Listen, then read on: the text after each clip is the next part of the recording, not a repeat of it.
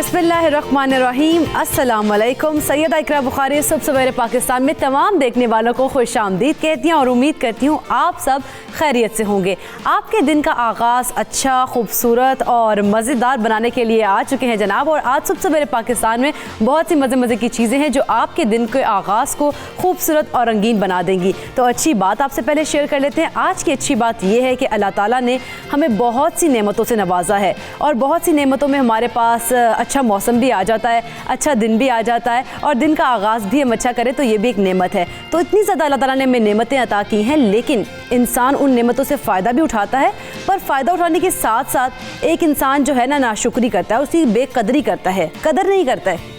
हम लोगों को अल्लाह ताला की दी हुई नेमतों की कदर करनी चाहिए, क्यों ना वो अच्छे रिश्ते हों या फिर वो आपके मालो दौलत हो, अच्छा वक्त हो और अच्छा मौसम ही क्यों ना हो। जब अच्छी अच्छी चीज़ें, अच्छी अच्छी नेमतें अल्लाह ताला ने आपको दी हैं तो आप उसके ऊपर अल्लाह ताला का शुक्र अदा करें और उसकी कदर करें। बेकदरी नहीं करनी चाहिए। जो शख्स या जो इंसान जो हैं वो अल्लाह ताला की नेमतों की बेकदरी करते हैं, उन्हें नाकामियों का सामना करना पड़ता है। तो हमें इन तमाम चीज़ों से बचना है और अल्लाह ताला की दी हुई नेमतों को, उनके ऊपर शुक्र अदा करके उनकी कदर करनी चाहिए। सबसे बड़ी बात ही ये है कि उनके ऊपर अगर हम कदर करेंगे, उनका शुक्र अदा करेंगे अल्लाह ताला को उन नेमतों पर, तो हम जो है वो कामयाब भी होंगे। लेकिन अगर हम उन्हीं चीज़ों की, उन्हीं नेमतों की, जैसे बारिश है, अच्छा मौसम है, इन तमाम चीज़ों की, अच्छे रिश्ते हैं, अच्छी सेहत है और अच्छा वक्त ही क्यों ना हो, इन तमाम चीज़ों की अगर हम कदर करेंगे तो कामयाबी हमारा मुकद्दर बनेगी। तो जब अच्छी अच्छी बातें करें और अच्छे मौसम की भी बात कर ही रहे हैं तो क्यों ना आज देख लें कि मौसम के क्या सूरत हाल है, मौसम कहाँ बदलाव उसका में आया है।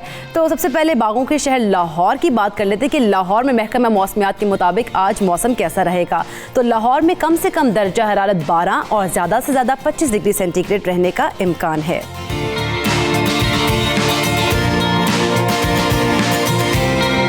लाहौर के बाद बात करेंगे इस्लामाबाद की और इस्लामाबाद में देखेंगे कि मौसम कैसा रहेगा। तो कम से कम दर्जा हरारत 14 और ज़्यादा से ज़्यादा 21 डिग्री सेंटीग्रेड रहने का इम्कान है। और अब रुख कर लेते हैं शहर कायद का कि कराची में मौसम कैसा रहेगा और कराची के शहरी कैसे एंजॉय करेंगे। तो कम से कम दर्जा हरारत 18 और ज़्यादा से ज़्यादा 29 डिग्री सेंटीग्रेड रहने का इम्कान है। फूलों के शहर पेशावर का जिक्र हो जाए तो पेशावर में कम से कम दर्जा हरारत जो है वो है 13 और ज़्यादा से ज़्यादा 22 डिग्री सेंटीग्रेड रहने का इम्कान है। पेशावर के बाद कोयटा का रुख कर लेते हैं। कोयटा में कम से कम दर्जा हरारत 8 और ज़्यादा से ज़्यादा 20 डिग्री सेंटीग्रेड रहने का इम्कान है। हमेशा की तरह मैं कहती हूँ प्यारे कश्मीर की भी बात कर लेते हैं और प्यारे कश्मीर का मौसम देखते हैं कि कैसा है। कम से कम दर्जा हरारत 7, ज़्यादा से ज़्यादा 13 डिग्री सेंटीग्रेड रहने का इम्कान है।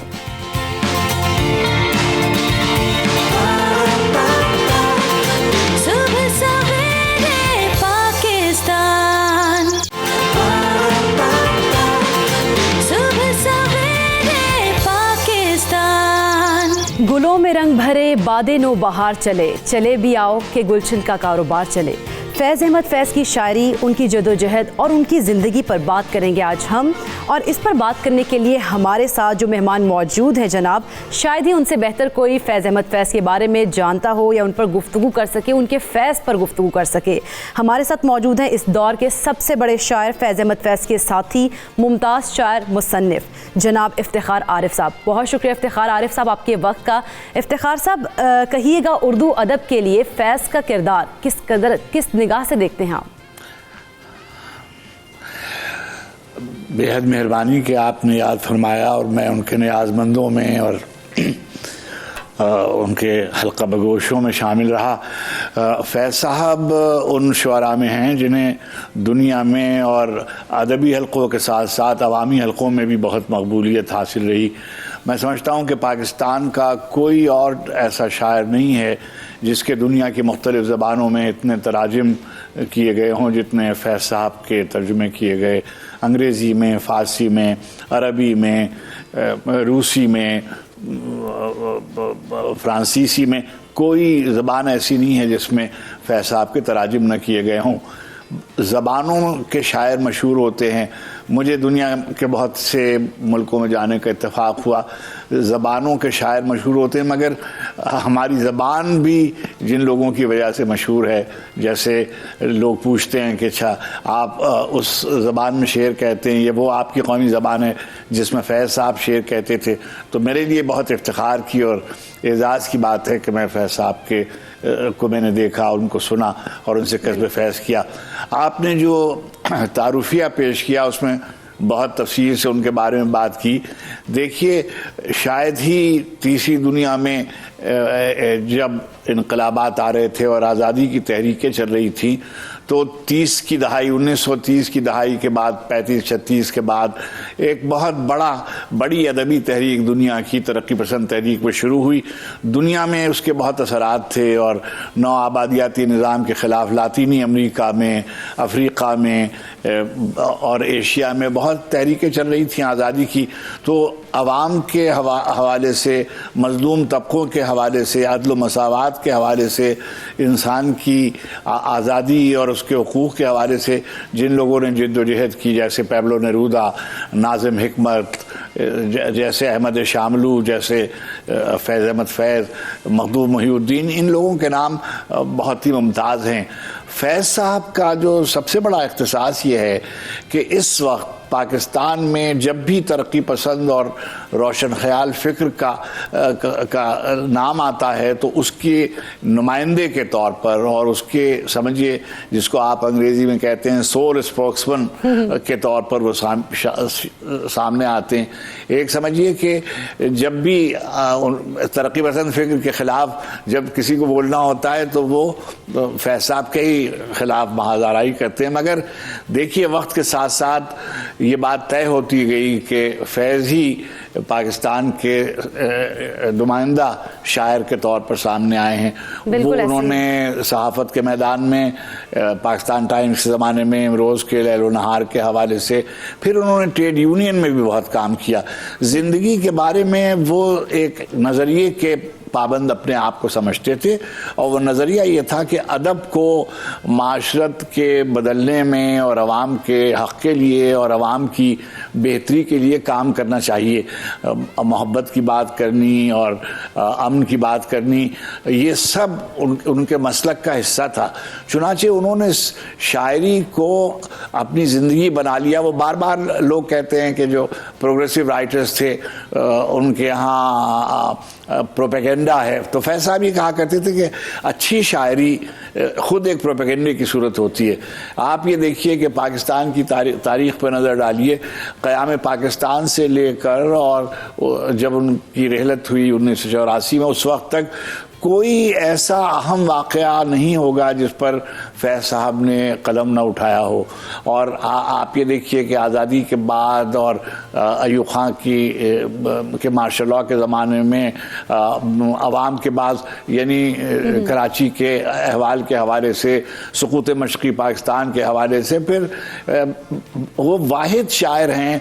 मैं समझता हूँ कि दुनिया में जहाँ कहीं देखिए, ईरानी तलबा के नाम, फ़िलिस्तीनी जिद्दोजहद आज़ादी के हवाले से, चीन और रूस की तरक्की पसंद फ़िक्र के हवाले से, वो बुनियादी तौर पर एक हसास और तसव्वुर फ़िक्र रखने वाले आदमी थे। और उनके यहाँ पहली हकीकत उनकी अपनी ज़मीन थी, उससे मोहब्बत, अपने अवाम से मोहब्बत।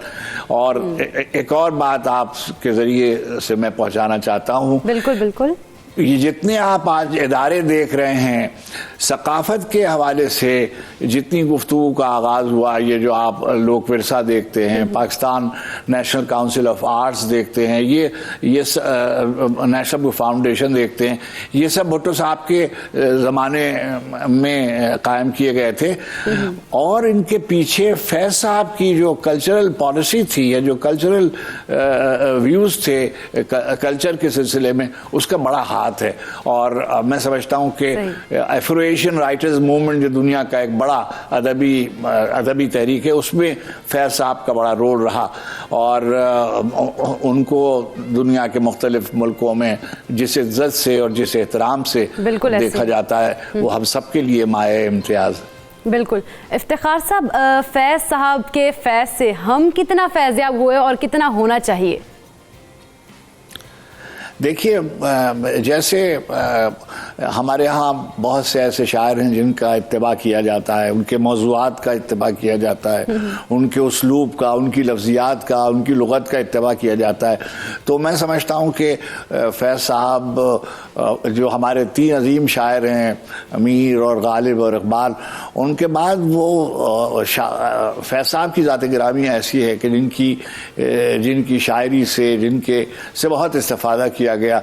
अगर आप मौज़ूआत पर नज़र करें और यानी जो फैज़ साहब की इश्किया शायरी है, या जिसको आप रूमानवी शायरी कहते हैं, उस पर नज़र डालें, उनका जो उनकी नगमगी का क़स्सा है, जैसे जो उनकी शायरी की लिरिकल क्वालिटी है, उस पर आप नज़र डालें, तो मैं समझता हूँ कि नौजवानों ने उनसे उनके मौज़ूआत, उनकी तरकीबें, उनका उसलूब बयान, उनका तर्ज़ एहसास बहुत ही राइज है। और अगर आप उसका बनज़र गायर मुताला करें तो आपको अंदाज़ा होगा कि फैज़ शायद हमारे ज़माने के ऐसे रोल मॉडल हैं कि जिनका इत्तिबा किया जा रहा है। और देखिए, वक्त के साथ हंगामी सतह पे जो शायरी की जाती है, जो वाक़यात पर की जाती है, वो बासी हो जाती है, मगर जो बड़ी शायरी होती है वो अपने लम्हे मौजूद से जुड़ी हुई भी होती है और उससे मावरा भी होती है, अपनी ज़बान से जुड़ी हुई भी होती है, लेकिन जब वो दूसरी ज़बानों में तर्जुमा होती है तो वहाँ भी अपना असर व नफूज़ रखती है।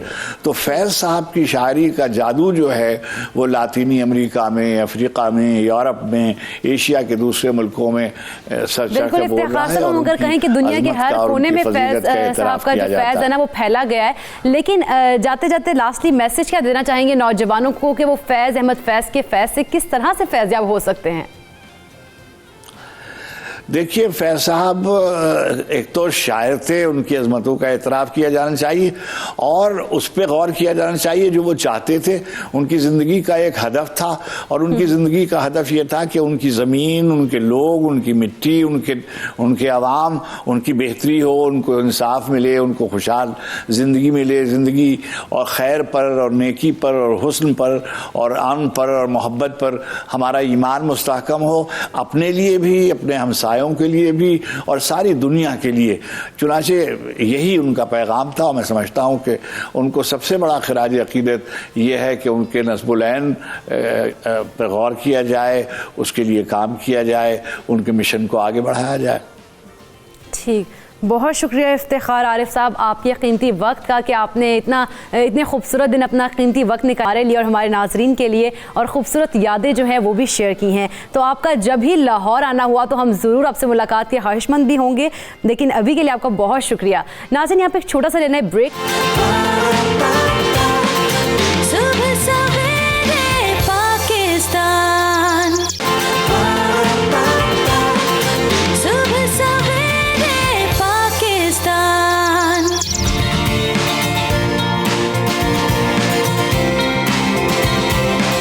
Welcome back. तो अब बात करेंगे मौसम सरमा में कौन कौन से जल्दी मसाइल जो हैं वो जन्म लेते हैं, क्योंकि बड़े हमारे ये इश्यूज़ हो जाते हैं विंटर्स में, ख़ास तौर पर एलर्जीज़ हो जाती हैं। तो इस तरह के ख़ास तौर पर सफ़ेद धब्बे क्यों बन जाते हैं और इसके साथ साथ मुख्तलिफ तरह की जो जल्द एलर्जीज़ हैं वो क्यों लाहक हो जाती हैं, उनसे बचा कैसे जा सकता है और अगर ये हो जाए तो इसका इलाज क्या है, इस सब पर आज तफसील से बात करेंगे। हमारे साथ मौजूद हैं हमारे गेस्ट। आपको इंट्रोडक्शन करवा दूँ तो माहिर अमराज़ जल्द डॉक्टर अली काज़मी साहब मौजूद हैं। बहुत शुक्रिया डॉक्टर साहब के वक्त का। वेलकम। सबसे पहले तो डॉक्टर डॉक्टर साहब हम वाइट पैचेस की बात कर लें, वाइट पैचेस बनते क्यों हैं और ये होते किस तरह से हैं? अगर हम खाली वाइट पैच की बात करें ना, तो वो तो मैं कोई 10-12 आपको बीमारियां बता सकता हूँ जो वाइट पैचेस बन जाते हैं। तो हमें आना चाहिए जो सबसे तो कॉमनेस्ट डिजीजेज हैं, जो लोग कहते हैं ना कि हर बहुत ज़्यादा देखी जाती है कॉमन, मैं उससे शुरू होऊंगा और बाकी बताता हूँ कुछ थोड़ी सी।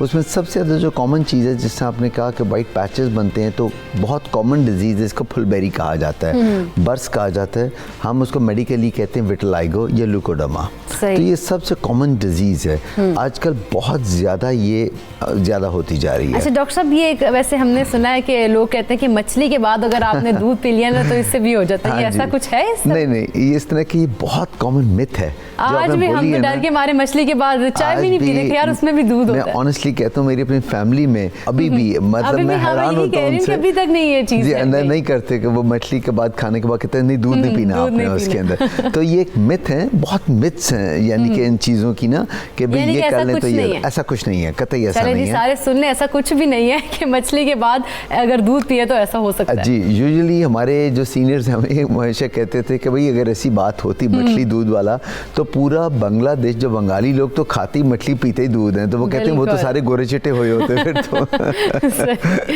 तो पॉइंट अभी आता है कि होता क्यों है। इसके रीजन सबसे पहले इस डिजीज को कहते हैं auto immune disease. Auto immune disease वो होती हैं कि जो बॉडी के अंदर से आपके कैसा एक रिएक्शन आता है जो हमारे नॉर्मल सेल्स को खा जाता है, जो हमारे सेल्स हैं वो वहाँ पर उनको डिस्ट्रॉय कर देता है, डैमेज कर देता है। जितने भी कुछ मुख्तलिफ किस्म की डिजीजेज होती हैं, फॉर एग्जाम्पल ये फुलबेरी जो है ये ऑटोम्यून में आती है, बाल झड़ हो जाता है, बाल उतर जाते हैं सर पे से, वो भी ऑटोम्यून होती है। डायबिटीज़ वगैरह, थायराइड वगैरह ये ऑटोम्यून डिजीज में आते हैं कि हमारी बॉडी के सेल्स अगेंस्ट काम करना शुरू कर देते हैं हमारे नॉर्मल सेल्स के, तो वहाँ पर से सेल गायब हो जाता है। अब ये किस तरह प्रोसेस क्या है, उसमें ये होता है कि हमारे जो खलिए हैं, अल्लाह ताला ने हमारी स्किन के अंदर खलिए रखे हैं जो हमारे डार्क पिगमेंटेशन देते हैं। ये जब ऑटोम्यून डिजीज खुद ब खुद, इडियोपैथिक कहते हैं unknown reason cause not known, body के अंदर से ऐसे रिएक्शन होता है वो खलिए वहाँ से गायब हो जाते हैं जो पिगमेंट प्रोड्यूस कर रहे होते हैं, जो पिगमेंटेशन प्रोड्यूस कर रहे होते हैं जिससे नॉर्मल स्किन कलर रखना होता है वो वहाँ से, तो वहाँ पैच वाइट आ जाता है। ठीक है। जब वो सेल ही गायब हो गया जो एक बना रहा था, एक फैक्ट्री है वहाँ पर, जब गायब हो गई वो सेल्स में से जो पिगमेंट निकला वो गायब हो गया, तो वो पैच आ जाएगा, वाइट आ जाएगा। अब उसके वो तो बाद में ट्रीटमेंट्स पे तो हम बाद में चलते हैं।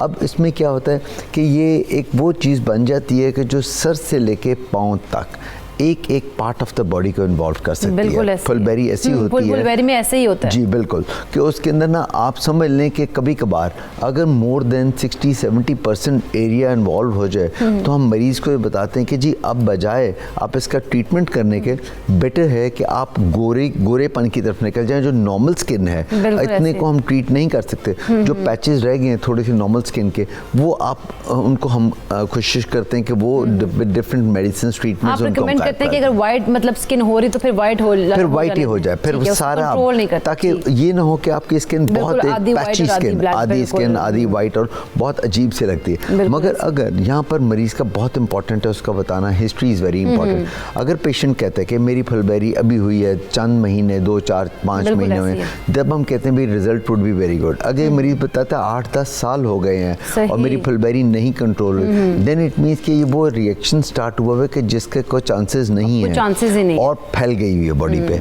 ज़्यादा area of the body 40-50% involve है बॉडी का। तो फिर हमें अकॉर्डिंगली पेशेंट के अकॉर्डिंग टू द हिस्ट्री चलना पड़ता है कि हमें करना क्या है, इसको वाइट की तरफ लेके जाना है या इसको हमें ब्लैक की नॉर्मल स्किन कलर की तरफ इसको लेके जाना है।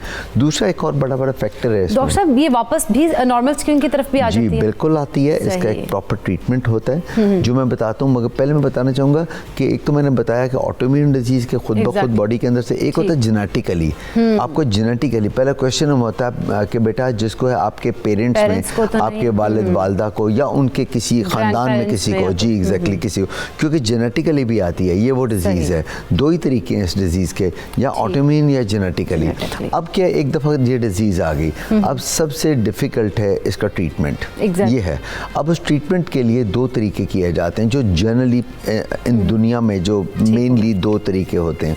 एक तो होता है कि जी विद द द सन, हम धूप में पेशेंट को बैठाते हैं और धूप की शुआएं जो हम देते हैं उसको, ठंडी धूप याद रखें, दोपहर 12-1 बजे नहीं, हम ठंडी धूप में, और जी 12 बजे नहीं, दोपहर वाली से पहले जी, या तो सुबह अर्ली सन समझे को 6-7 बजे वही होती है। हाँ बिल्कुल, उसी से डॉक्टर साहब विटामिन डी जो है वो भी हमारी स्किन को मिलता है। हाँ बिल्कुल, वो तो मिलता है, मगर हमें चाहिए जिसमें बी रेज ना हो।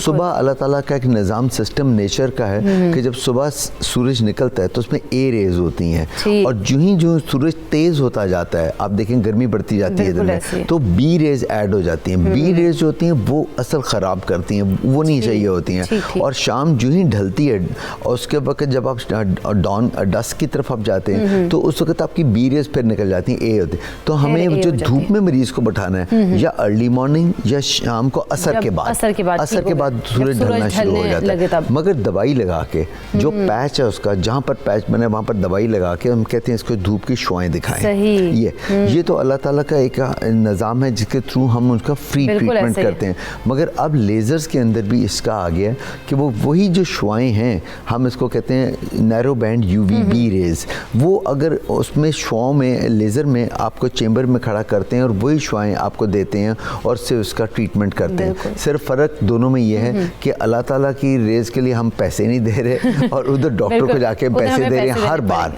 ये एक बार का प्रोसीजर नहीं है, आप समझ लें शायद पता नहीं कितनी बार इनको जाना है, ये धूप दिखानी है, डेली करना होता है, चेंबर में जाके खड़े हो। तो बेटर है कि घर पे इसका इलाज हो, घर पे इसका इलाज हो सकता है, बेहतरीन इलाज हो सकता है, बगैर पैसों के इलाज हो सकता है, बगैर पैसों के होता है। तो इसे ये तो सबसे कॉमनेस्ट चीज़ है। और अल्लाह ताला के करम से अगर तो आपका शुरू है, बच्चों में है, छोटों में है, और अगर शुरू है तो फिर तो कंट्रोल हो जाता है। एक और बहुत, अगर आईज के अराउंड आता है, लिप्स के अराउंड या नेल्स के अराउंड, यहाँ बहुत डिफिकल्ट हो जाता है ठीक होना, ये याद रखें। ये डिजीज़ अगर आपके सर्कल्स में आईज, लिप्स और नेल्स पे आते हैं then it becomes very difficult. फिर भी ट्रीटमेंट हम करते हैं और बहुत अच्छा रिजल्ट मिलता है, याद रखें इसमें।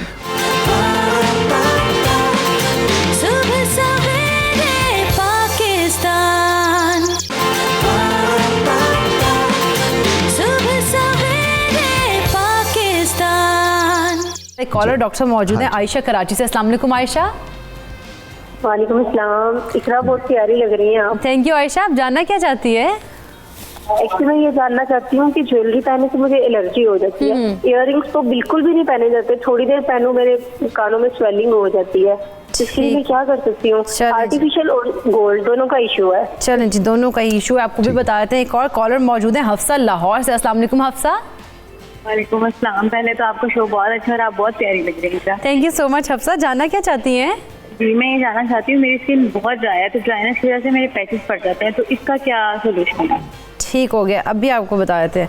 डॉक्टर साहब आयशा कहनी कि ज्वेलरी की वजह से उन्हें एलर्जी बहुत कॉमन चीज़ उन्होंने बताई है, और इसको हम कहते हैं कॉन्टैक्ट एलर्जिक डर्मेटाइटिस जिसका नाम है, जो उनको प्रॉब्लम हो रही है। खाली ज्वेलरी से नहीं, कई लोग हमारे पास आते हैं, वो हमें कहते हैं कि जी हमने कोई अपना प्लास्टिक का स्ट्रैप्स यहाँ पर पहनते हैं, रबर के, लेदर का, उससे हो जाती है। पैरों में जूते लोग पहनते हैं, उससे। तो ये एलर्जी याद रखें, एलर्जीज बॉडी के अंदर से डेवलप होती हैं। अगर आपको एक दफ़ा एलर्जिक होगी किसी चीज़ से, जैसे उन्होंने कहा ज्वेलरी से, अब ज्वेलरी में याद रखें प्योर गोल्ड हम देखते हैं यूजुअली एलर्जी नहीं कॉज करता, जो इमिटेशन या फिर जिसके अंदर मिक्सिंग किया होता है वो एलर्जी। आप कभी नोट करें, मरीज कहेगा मैंने जब तिनका डाला कान में या नोज पेन के लिए मैंने तिनका डाला तो मुझे कुछ नहीं हो रहा, क्योंकि वो एक प्योर चीज़ है, उसमें कोई केमिकल्स नहीं है। तो जो ही केमिकल्स ऐड हुए उसके अंदर, वो केमिकल जाके जब कान में नाक पे लगा, वो वाला जो मिक्स चीज़ है वो एलर्जी कॉज कर रहा है। एक दफ़ा you get allergic to something, आपको सारी जिंदगी एलर्जी उसकी रहती है। आप फिर उसमें से एलर्जी से आपको इधर प्योर चीज़ पहननी है,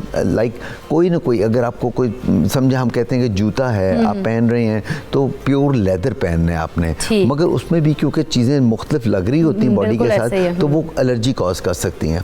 तो इसलिए उनके लिए तो यही है कि वो उनको प्योर गोल्ड पहनना है जो भी है, या फिर कान में जो उनको तिनका है। लेकिन आजकल होता है ना कि भाई डिफरेंट ज्वेलरी पहननी है, तो उसके लिए वैसे कोई इस तरह से नहीं हो सकता है कोई ट्रीटमेंट हो या कुछ ऐसी चीज़ आप बताएं कि जैसे कोई क्रीम है कुछ भी है उस पर लगा के फिर पहन लें? हाँ नहीं, वो क्रीम लगा के भी नहीं होगा। ऐसा उसमें भी हम नहीं कहते हैं कि होगा। मैक्सिमम क्या करना है, आप उसके पीछे बैक पे कोई जिस तरह एक होता है ना प्लास्टिक का अपने होल्डर सा लगाना होता है, वो करके ताकि सही। जो डायरेक्ट कांटेक्ट जो चीज़ आपके स्किन के कांटेक्ट से आएगी वो आपको एलर्जी कॉज कर देगी। एक दफ़ा यू गेट एलर्जिक, आपकी वो एलर्जी नहीं आउट हो सकती। ये ज़रूर है कि हम उसको बेहतर कर सकते हैं बाद में, मगर जब वो चीज़ दोबारा आपकी स्किन को लगेगी, अब देखें जैसे बहुत कॉमन चीज़ यही बता दूं, लेडीज़ घर में काम करती हैं और लहसुन, अदरक, प्याज, कपड़े धोने, बर्तन, साबुन, सर्फ वगैरह, वो हाथ फटने शुरू हो जाते हैं। हर एक के नहीं होते, जो एलर्जिक हैं उनके फटते हैं। तो इसलिए उनको हम कहते हैं आपने क्या करना है, ग्लव्स पहन के काम करना है, क्योंकि जब ये आपके हाथ के साथ ये चीज़ें लगेंगी एलर्जी कॉज, ग्लव्स पहन लिए तो बैरियर आ गया, वो बैरियर आपको फिर इरिटेशन कॉज करने देगा उसका, तो ये उसकी वजह बनती है। ठीक है, एक और कॉलर थी हफ्सा, उन्होंने कहा कि उन्हें ड्राइनेस की वजह से पैचेस पड़ जाते हैं। जैसे द मोस्ट कॉमन आजकल अगर आप देखें ये सर्दी के मौसम, विंटर्स में तो बहुत कॉमन है। हमने 2-3 बल्कि प्रोग्राम्स भी इसके ऊपर पूरे किए हैं हमने, मगर उनको मैं बताना चाहूँगा दो चीज़ें हैं बहुत कॉमन जो मार्केट से भी मिल सकती हैं और आम रूटीन में खुद भी समझ लें कि घर पे डेवलप कर। एक होता है मॉइस्चराइजर या एमोलिएंट्स, जिसको हम कहते हैं वैसलीन, भी मार्केट से मिल जाती है, ग्लिसरीन, वैसलीन,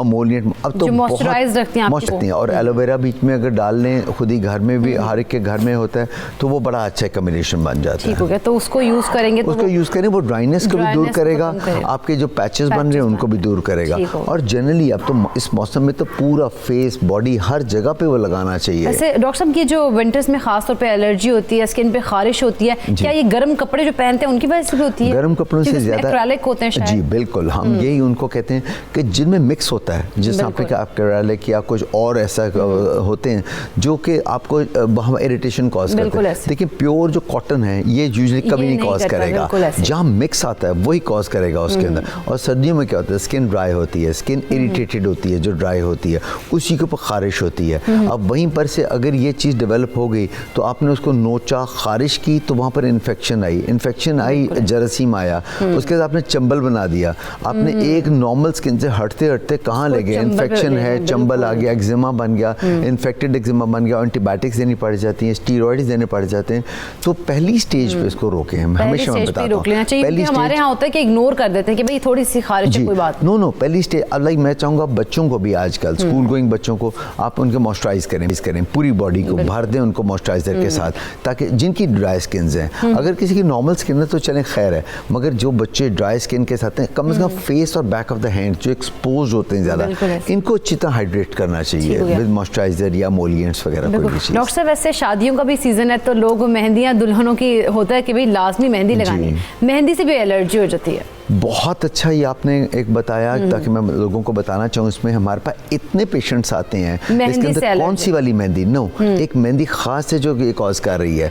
आप प्योर मेहंदी लगाएं, कभी कुछ नहीं होगा। ये जो हमने अभी जैसे हम प्योर की बातें कर रहे हैं, मार्केट से लेते ना कौन मेहंदी वगैरह कुछ इस तरह की, उनमें केमिकल्स डले हुए। अब हमारे पास बच्चियां आती हैं कि जी समझे शादी है, आज उन्होंने मेहंदी हाथ के बैक पे पूरा लगाया और उसी वक्त उनका बाजू सूज के इतना ऊपर आ गया। मेरे साथ अपने साथ है, मैं 7 इयर्स हो गए मेहंदी नहीं लगा सकती, मैंने मेहंदी लगाई थी और जैसे मुझे काफी एलर्जी हो गई थी स्किन पे। अब you are allergic to that. और ये नहीं, अगर मैं आपको कहूँ आप प्योर मेहंदी लगाएं, वो जो पत्तों वाली होती है, वो तो पता नहीं कहाँ से मिलेगा, मेहंदी लगाने में लेकर आए। एग्जैक्टली, वो पहले जमानों में होती थी। प्योर चीज कभी नहीं देगी, जैसे हमने कहा ना प्योर कान में उन्होंने एक तिनका डाला, वो कभी नहीं करेगा। जो ही केमिकल्स ऐड हुए, याद रखें केमिकल्स को अवॉइड करें स्किन के साथ। ये मेकअप्स वगैरह के अंदर इतने केमिकल्स डले होते हैं, मेकअप से बड़ी एलर्जीज हम देखते हैं। लोग फेशियल्स कराते हैं, जाके फेशियल्स के साथ एलर्जी आती है, उसके अगले दिन ही आपकी स्किन पे काफी पिंपल्स बन जाते हैं और उसी वक्त। और उनमें प्रॉब्लम आती है कि देखें अगर दुल्हन है वो तैयार होने के लिए गई है और पहले उसने कभी फेशियल नहीं कराया, अब वो कराया, वो केमिकल्स लगे, वो एलर्जी, वो तो आप सोचें कि हमारे लिए मुसीबत हो जाती है, वाकई बड़ी मुसीबत हो जाती है। हमें फिर स्ट्रॉन्ग स्टीरॉइड्स इंजेक्शंस देने पड़ते हैं, बड़े हार्मफुल भी होते हैं नेचुरली ऑब्वियसली, मगर क्या करें, फंक्शन को भी हमें ज़हन में रखना है। तो इसलिए मेरा हमेशा ये होता है कि प्लीज़ केमिकल्स अवॉइड करें स्किन को, डायरेक्ट डायरेक्ट केमिकल का कांटेक्ट टू द स्किन नहीं होना चाहिए। और ये चीज़ें जो हम तो बिल्कुल मना, डॉक्टर कभी नहीं कहेगा कि जाएं जाके फेशियल करा लें, कभी नहीं कहेगा। देखिए ये तो एक आप अच्छा सोप यूज़ करें, घर में खुद क्लिनजिंग कर लें। मैं तो हमेशा कहता हूँ क्लिनजिंग कर लें, अच्छा सोप कर लें। बच्चों को कहें नेचुरल चीज़ों की तरफ जाएं, सबसे बड़ी बात है। अब देखिए खाने इतना नेचुरल चीज़ें आ रही हैं कि ऑर्गेनिक हर टाइम होता है ऑर्गेनिक लेके आए, ऑर्गेनिक चीज़ें खाएं। बिल्कुल ऐसी, जब जितना नेचुरल चीज़ों की तरफ जाएंगे उतना ही हम लोग ठीक रहेंगे। लेकिन डॉक्टर साहब वैसे क्योंकि विंटर्स की हम अगर बात करें और एलर्जी की बात करें तो ऐसी कौन सी एहतियाती तदाबीर हैं जो कि हमारे व्यूअर्स को करनी चाहिए, हम सबको करनी चाहिए? देखिए उसमें 2-3 चीज़ें बड़ी इंपॉर्टेंट है। एक तो लोग समझते हैं हमेशा कि जी विंटर्स आ गए हैं और अब हम जाके ना धूप में बैठे हैं। ठीक है, हर एक का दिल करता है, ठीक है, हर एक कोई शख्स चाहता है कि धूप में। उनको मैं 2 चीज़ें बताना चाहूँगा कि धूप जो है ये वही है जो गर्मी का सूरज है, वही सर्दी में ही निकल रहा है। याद रखें सूरज की रेज वही है, ए बी रेज, कोई फर्क नहीं है। सिर्फ क्या है, एटमॉस्फेयर ठंडा हो गया, वो ठंडा हो गया। रेज तो वही डैमेज कर रही हैं, आपको वही रेज डैमेज कर रही है। इसलिए एहतियात में उसमें क्या है कि आपको धूप में जाएं, बिल्कुल बैठें, मगर अगर सूरज सामने है तो आप मुंह उधर करके बैठे, बैक होनी चाहिए सूरज की तरफ आपकी, ताकि आपको वो सन डैमेजिंग इफेक्ट, लोग धूप ले रहे होते हैं, ज्यादा खराब है, वो ज्यादा खराब होता है सर्दी में, क्योंकि गर्मी में देखें कोई धूप में नहीं बैठता। चलें वैसे लगे गर्मी का माहौल होता है, मगर सूरज तो आपका दिल चाहता है मैं चेहरे पे भी लूँ, जिस्म पे भी लूँ, मगर उसके साथ डैमेजिंग इफेक्ट आपकी स्किन जो एजिंग देखते हैं, सबसे ज्यादा जो रिंकल्स हम देखते हैं चेहरे पे, हमारा पहला क्वेश्चन होता है कि आप धूप में कितना काम करते हैं, या फिर जेनेटिक्स आते हैं और चीज़ें। तो इसलिए ये डैमेज करती है हमारे स्किन को। जो हमारे फाइबर्स हैं, collagen fibre, elastic fibre, reticular, इनको स्किन ये जो सन रेज डैमेज करती हैं, और एक दफ़ा डैमेज हो जाए कभी रिंकल नहीं वापस आता, ये भी है। तो इसको अवॉइड करना है। वो कैसे करना है? With sun blocks. और कौन से वाला सन ब्लॉक सर्दियों में बेस्ट होना चाहिए, वो याद रखें, oily based sun block, water based नहीं होना चाहिए। Oil based sun block water based क्या करेगा, और खुश करेगा जल्द को। ऑयली बेस्ड क्या करेगा, उसमें तराहट देगा, जल्द को तराहट देगा। तो बैक ऑफ द हैंड्स और फेस, ये 2 जगह जहाँ पर सन ब्लॉक मस्ट है। इवन सर्दियाँ हैं बहुत ज़रूरी, बल्कि ज़्यादा मैं कहूँगा गर्मी से ज़्यादा सर्दी में ज़रूरी है, क्योंकि सर्दी में लोग चाहते हैं कि धूप में निकलना, बैठना। तो चलो सन ब्लॉक आपको अवॉइड करेगा, और आपको ठीक है जो धूप का एक मज़ा लेना है वो आप लेते रहें, मगर बाकी मज़ा भी लें, लेकिन उसके ऊपर अपने सन ब्लॉक लगा लें। ठीक हो गया। डॉक्टर साहब एक कॉलर मौजूद है, सबा, अस्सलाम वालेकुम। सबा जी अस्सलाम वालेकुम। वालेकुम अस्सलाम। सबा क्या जानना चाहती हैं? जी मेरी आपकी है, मैंने अपनी आपकी के बारे में पूछना है। हाँ जी पूछें। जी मेरी आपकी की स्किन में ना वो पिंपल्स के निशान है, ठीक है, और वो ना रेड भी हो जाते हैं, वो निशानों के लिए कोई मुझे बता दीजिए। और मेरी ना एक फ्रेंड है। जी बोले सबा। मेरी फ्रेंड है एक, तो वो ना अटक के बोलती है, तो ना उसके लिए कुछ बता दीजिए। ठीक हो गया, चले जी अभी बता देते हैं। डॉक्टर साहब सबा ने पहले तो कहा उनकी सिस्टर है, उनको पिंपल्स और उनको जैसे रेड जो है ना वो निशान उनकी स्किन पर है। ये तो वो चीज़ है कि जो बहुत सबसे कहने के कॉमनेस्ट चीज़ है, जिसको पिंपल्स कहा जाता है, एक्नी कहा जाता है, कील महासों की बात हो रही है। तो पॉइंट ये है कि अब इतना मैं बताना चाहूँगा कि इसका अब मुकम्मल इलाज आ चुका हुआ है। जो पिंपल है उसकी जड़ का भी पता है कि कहाँ से निकलता है। किसी चीज़ की जब जड़ का पता चल जाए तो उसका ट्रीटमेंट होता है। अगर आपको किसी की जड़ का नहीं पता तो आप तो ट्रीटमेंट नहीं, मुश्किल हो जाता है उसके अंदर, क्योंकि एक्नी पिंपल का जहाँ से ये उठता है, जिस ग्लैंड से, सेबेशियस ग्लैंड से, अब उसका ट्रीटमेंट आ चुका हुआ है। अबाउट 5 से 6 महीने का ट्रीटमेंट है, जिससे 80 to 90% आपकी एक्नी पिंपल्स वो ख़त्म हो जाते हैं। प्लस साथ में लगाने की क्रीम्स देते हैं जो उसके निशान, दाग धब्बों को भी ठीक करते हैं। मगर याद रखें एक्नी तो ठीक हो जाती है, मगर अगर मरीज़ ने बहुत पुरानी एक्नी 2, 4, 5 साल पुरानी है और छील के स्कार्स बना दिए हैं, स्कार के उसको कहते हैं डीप, अगर गड्ढे पड़ गए हैं चेहरे पे, वो कभी नहीं जाते। उसके ट्रीटमेंट्स हैं, हम करते हैं, मगर पहले दिन मैं मरीज़ को बताता हूँ कि बेटा हम आपका ट्रीटमेंट करें, मगर जाएंगे नहीं, बेटर हो जाएंगे, लाइट हो जाएंगे, कम हो जाएंगे, इम्प्रूव हो जाएंगे, खत्म नहीं होते। तो 6 मंथ्स ट्रीटमेंट है और उससे बहुत अच्छा रिजल्ट है। किसी भी डर्मेटोलॉजिस्ट के पास ये जाएं, उनको बताएं कि मुझे वो वाला ट्रीटमेंट चाहिए और उससे बहुत अच्छा रिजल्ट आता है। चलें जी, इंशाल्लाह ज़रूर ये इसके ऊपर जो है ना, जितने व्यूवर्स हमारे देख रहे हैं, खास तौर पर जो सबा ने बताया, वो अगर इस तरह का कोई मसाइल में फंसी हुई है तो वो जाएँ और ट्रीटमेंट लें, इंशाल्लाह ठीक हो जाएंगी। तो नाज़रीन यहाँ पे एक छोटा सा ब्रेक लेंगे और ब्रेक के बाद जब आएंगे तो एक और अहम मौजू उस पर भी बात करेंगे। तो देखते रहिए सुबह सवेरे पाकिस्तान।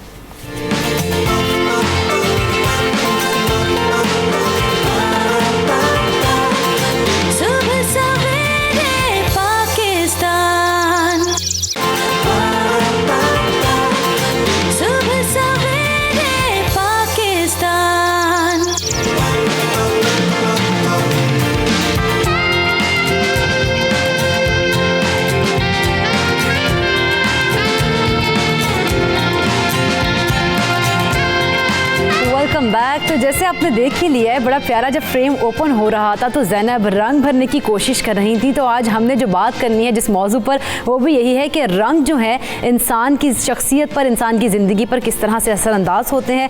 तो इसके लिए हमारे पास बड़े ख़ास मेहमान मौजूद हैं। वकार यूसुफ अजीमी साहब थेरेपिस्ट हैं, कलर थेरेपिस्ट हैं और साथ ही साथ हर्बलिस्ट भी हैं। तो जनाब इनका भी बहुत शुक्रिया। लेकिन इससे पहले मैं ज़ैनब से बात करना चाहूँगी कि ज़ैनब आखिर आप ब्लैक एंड वाइट कलर्स कर रही हैं, इसके पीछे रीज़न क्या है? बेसिकली मेरा जो सब्जेक्ट मैटर है वो फीमेल फिगर्स पर है और मेरा जो सारा टॉपिक रिवॉल्व करता है वो ट्रस्ट डिस्ट्रस्ट पे करता है। तो मेरे लिए जो लोग ट्रस्ट वर्दी नहीं है वो कलरलेस हैं। ओ, आपके तो टॉपिक के अंदर ना वो आपने जो अपना बनाया ना जो लोग हैं ट्रस्ट वर्दी नहीं, वो कलरलेस हैं। बिल्कुल ऐसा ही है। ज़बरदस्त। तो मैं अपनी मोनोक्रोमैटिक पैलेट के जरिए अपनी फीलिंग्स को जो है, अपनी इमोशंस को जो है वो एक पेंटिंग की सूरत में जो है वो पेश करती हूँ और रिप्रेजेंट करना इसको यही है कि मेरे फीलिंग्स की जो है वो रिप्रेजेंटेशन है ये। सही कि मैं ज़ैनब फिर अब आप अपनी जो फीलिंग्स है ना वो उसको यहाँ पर इस कैनवस पे ढालें। इतनी देर हम वकार साहब से बात करते हैं। वकार साहब, जो रंग है इंसानी ज़िंदगी पर किस तरह से असरअंदाज होते हैं? देखिए, इंसानी ज़िंदगी पे सबसे ज़्यादा जो असरअंदाज है वो है सूरज की रोशनी, क्योंकि हमारे पूरे ज़मीन पर बहुत सारी हमारी नबातात हैं, हयात हैं, उन पर असरअंदाज होती है। तो इंसान की सेहत और इंसान की बेहतरीन अच्छी नशोनुमा के लिए भी इंसान को रोशनी की ज़रूरत है। अभी जो सूरज की रोशनी है ना, अगर आप इसको स्पर्म से गुजारें या इसको रेनबो में आप देखें तो ये असल में ये कोई बेरंग रोशनी नहीं है, बल्कि इसमें कई रंग मौजूद हैं। तो उस स्पेक्ट्रम से गुजर के जैसे जैसे हम रोशनी के डिफरेंट शेड्स देखते हैं तो उसी मुनासबत से हम इसका एक समझे कि एक तरह से माहिरीन ने इसका चार्ट सा बना लिया है कि उसके मुताबिक ये इंसानी जिस्म पर असरअंदाज होते हैं और इससे इंसान की वेलबींग, हेल्थ, इमोशन, ये काफ़ी चीज़ें इससे वाबस्ता है। ठीक है। वैसे तो मैं भी बड़े आज कलरफुल ड्रेस पहन के बैठी हूँ और मैं इसी कलरफुल जो ड्रेस है ना उसकी वजह से हैप्पी मूड में बैठी हूँ। तो क्या कलर्स का मूड पर भी कोई असर पड़ता है? क्योंकि मेरा तो बहुत बड़ा असर होता है। कलर का मूड बहुत ही अच्छा होता है। आपने खुद एक्सपीरियंस कर लिया और आप ही दूसरों को भी इसको एडवाइस कर सकती हैं। बिल्कुल। देखिए, कोई कलर ऐसे हैं जो शफायाबी का एक असर रखते हैं। मिसाल के तौर पर ग्रीन का जो शेड है, ग्रीन शेड शफायाबी का एक उसमें बड़ा एक रोल है। आप देखें, सर्जन जब ऑपरेशन थिएटर में होते हैं तो वो ग्रीन कलर का गाउन पहनते हैं। बिल्कुल ऐसे। और आप कई हॉस्पिटल्स में आप जाएं तो जो वेटिंग रूम्स हैं या दूसरे कमरे हैं वहाँ लाइट ग्रीन कलर उन्होंने किया हुआ होता है। बिल्कुल ऐसे तो है। इसी तरह ब्लू कलर जो है वो एक सूदिंग इफ़ेक्ट रखता है। और मैंने कई डिप्रेशन के मरीज़ों को, इंसोम्निया के मरीज़ों को जिनको किसी वजह से ज़हनी कोई दबाव है, स्ट्रेस है और नींद की कमी है, ख़यालात आते हैं, वसवसे आते हैं, उनको दीगर चीज़ों के साथ साथ मैंने उनसे कहा कि आप ब्लू लाइट इस्तेमाल कीजिए और या ब्लू रेज इस्तेमाल कीजिए। उसका तरीक़ा ये है कि उसका आप सोलर चार्ज वाटर तैयार कर लीजिए, धूप में रखें, उस कलर की बोतल में पानी, ड्रिंकिंग वाटर डाल के 3-4 घंटे के लिए धूप में रखें। ये आपका सोलर चार्ज वाटर तैयार हो गया। इसको हम कहते हैं इस कलर का पानी। तो डिप्रेशन के या असाबी दबाव के या नींद की कमी के कई मरीज़ों को मैंने नीली शॉ में तैयार करदा या blue solar charge blue water दिया तो अल्हम्दुलिल्लाह बहुत बड़ी तादाद में लोगों को बहुत ज़्यादा फ़ायदा हुआ। इसी तरह ग्रीन हाई ब्लड प्रेशर में जो कि ज़ाहिर है कि एक बड़ा ही एक अहम सीरियस हेल्थ इशू है। बिल्कुल। हाई ब्लड प्रेशर में दीगर दवाओं के साथ साथ, अच्छा देखिए, ये जो कलर से इलाज या इसके इफेक्ट वगैरह हैं, अगर हम इसको इलाज मालजे में यूज़ करें ना तो ये अल्टरनेटिव थेरेपी में आएगा। बिल्कुल। वकार साहब, मैं आपसे ये जानना ही चाह रही थी कि कौन कौन से ऐसे कलर्स हैं और कौन कौन से ऐसे रंग हम जिनकी बात करें कि वो इंसानों के लिए मुवाकिफ हैं और उनके लिए सुकून का बायस बन सकते हैं। जी, ब्लू है, ग्रीन है, पर्पल है। पर्पल कलर को इमेजिनेशन का कलर भी कहते हैं, इंट्यूशन का कलर भी कहते हैं, स्पिरिचुअल अवेयरनेस का कलर भी है, लव एंड अफेक्शन का कलर भी है। तो इसकी इन सब जज्बात की नुमाइंदगी पर्पल कलर से होती है। अच्छा, येलो कलर हेल्थ के लिए काफ़ी मुफीद है और येलो कलर एक तरह से साइन ऑफ हैप्पीनेस भी है, खुशी का साइन भी है। आप देखें जो इमोजीज़ बने हुए होते हैं ना, ये डिफरेंट जो मुख्तलिफ मूड को ज़ाहिर कर रहे होते हैं, खुशी के मूड को ज़ाहिर कर रहे होते हैं, तो आप देखें ज़्यादातर वो येलो कलर में बनाए गए हैं। तो उसकी वजह यह है कि येलो कलर एक हैप्पीनेस का कलर भी माना जाता है। सुबह सवेरे पाकिस्तान, सुबह सवेरे पाकिस्तान। ज़ैनब, माशाल्लाह से आप पंजाब यूनिवर्सिटी से गोल्ड मेडलिस्ट भी हैं, तो ये किस तरह से सारा आपने ब्लैक एंड वाइट में किया है? बेसिकली मेरा जो 4 इयर्स की जो मेरी जर्नी थी पंजाब यूनिवर्सिटी में, उसमें मैंने डिफरेंट चीज़ें सीखी हैं, ड्राइंग, पेंटिंग, और जो मैंने ब्लैक एंड वाइट थीम जहाँ से मैंने पिक किया, ये मेरे मिनी थीसिस से स्टार्ट हुआ था। ओके। और इस थीम को लेते हुए मैं 2 इयर्स से जो अपनी प्रोफेशनल फील्ड में काम करी हूँ ग्रेजुएशन के बाद, तो उसको भी मैंने इसी तरह ही कंटिन्यू किया है। ये मेरे थीसिस का काम था बेसिकली। ठीक ठीक, चलें जी, ठीक हो गया। आप फिर अब कंटिन्यू करें अपनी पेंटिंग के साथ। वकार साहब, आप बता रहे थे रंगों का जो है हमारी शख्सियत पर किस तरह से असरअंदाज होते हैं, और कौन कौन से रंगों की बात करे थे? पर्पल की बात करे थे, पर्पल पे पहुंचे थे आप। जी जी जी, पर्पल कलर जो है ना इंट्यूशन का कलर है, और एक तरह के समझें कि लव एंड अफेक्शन का कलर है, स्पिरिचुअल अवेयरनेस का कलर है। तो पर्पल कलर अगर किसी को समझें कि दानिश और बसीरत में, विजडम में इजाफा करना हो, तो उसे चाहिए कि वो पर्पल कलर से फ़ायदा उठाए। ठीक ठीक। उसके लिए कि इर्द गिर्द के कोई पर्पल फ्लावर्स हों, पर्पल कलर पहना जाए। और एक और कलर में फ़ायदा उठाने का एक ज़रिया है मेडिटेशन, मराक़बा। बिल्कुल, मराक़बा किया जाए। तो मराक़बे में ना आप इमेजिन करें कि as if you are sitting in a blue atmosphere, या as if you are sitting in a बड़ा खूबसूरत लगेगा फिर आपको। जी जी जी, बहुत अच्छा लगेगा। और ये बहुत ही इसका एक अच्छा इफेक्ट है, इसका सेहत पे भी अच्छा इफेक्ट है। जिस और तरह से आप बात करें ना, उस तरह से मैं इमेजिन कर रही हूँ कि वाकई में अगर मैं ब्लू एटमॉस्फेयर में बैठी हूँ या ग्रीन में बैठी हूँ तो बड़ा ज़बरदस्त लगेगा। जी जी जी जी, अब देखें ना ग्रीनरी वैसे ही हमें कितनी अच्छी लगती है। बिल्कुल ऐसे ही है। ग्रीनरी हमारे गिर्द, ग्रीनरी वैसे ही हम लोगों को नेचर जो है वो अट्रैक्ट करती है। बिल्कुल बिल्कुल, हम नेचर से करीब हो जाते हैं। और ये कलर्स जो है ना, एक्चुअली ये सारे ही कलर इंसान को किसी न किसी रेशियो प्रोपोर्शन में नेचर से करीब करते हैं। ठीक है। और हमारे साथ प्रॉब्लम ही यही है कि हमारा सारा लाइफ स्टाइल जो है ना, वो नेचर के साथ एक झगड़े की सूरत में आ गया है। बिल्कुल तो ऐसे हम है। नेचर के साथ एक तसादुम में हैं। तो उसके लिए ज़रूरी है कि हम जहाँ जहाँ से भी चीज़ों को ठीक कर सकें ना, मिसाल तौर पे हम अपना ड्रेस सादा करें, हम जो है सूती कपड़े पहने, ज़्यादा कॉटन हम ज़्यादा इस्तेमाल करें। बिल्कुल। कॉटन में हम शोख रंग भी इस्तेमाल करें, ठीक है, लेकिन ज़्यादातर कोशिश करें कि हम हल्के का रंग इस्तेमाल करें। हल्के रंग। तो इसी तरह ग्रीनरी जो है हमारे अपने घर के अंदर, घर के बाहर ग्रीनरी ज़्यादा होनी चाहिए। और ज़रूरी भी है वैसे खुदा ना अब तो। खास्ता कोई बहुत ज़रूरी है, बहुत ज़्यादा ज़रूरी है। इसीलिए हमारी हुकूमत ने भी क्लीन एंड ग्रीन मुहिम भी चला दी है। क्लीन एंड ग्रीन मुहिम जो है, देखें हर शख्स का फ़र्ज़ है कि वो क्लीन एंड ग्रीन मुहिम में अपना किरदार अदा करे। ये हुकूमतों के ही काम नहीं होते, बल्कि लोगों को अपने तौर पर करना चाहिए। भाई मैं अपने घर में तो पौधे लगा सकता हूँ ना, मेरे पास जितनी भी जगह है, कुछ लोगों के पास बहुत जगह है, किसी के पास कम जगह है। जिनके पास कम जगह है वो छोटे छोटे गमलों में, गमले भी लगा सकते हैं। गार्डन के गमले में लगा लें, धनिया पुदीना लगा लें किचन में। वकार साहब, कहा जाता है कि जी रंगों को मतलब उनको जोड़ा जाता है, जैसे गाड़ी अगर नीली है तो वो रास आ जाती है, काली है तो रास नहीं आती है। ये क्या मिथ है या वाकई में इसी पीछे कोई और साइकी है? देखें ज़्यादातर ऐसी चीज़ें मिथ होती हैं, इससे कि इसके बारे में कोई फार्मूला नहीं बनाया जा सकता। एक कलर एक आदमी को सूट करता है, वही कलर दूसरे आदमी को सूट नहीं करता। हो सकता है कि एक साहब को स्याह गाड़ी बहुत ज़्यादा रास आती हो और दूसरे को रास ना आती हो, तो ये पर्सन टू पर्सन हो सकता है। लेकिन इसको एक स्टैंडर्ड फार्मूला बनाने के नहीं, जी इस रंग की गाड़ी नहीं रखनी या इस गाड़ी की गाड़ी सब लोगों को नहीं रखनी, तो ऐसी मेरा ख्याल में इसमें कोई ऐसी बात नहीं है। जी ये पर्सन टू पर्सन है।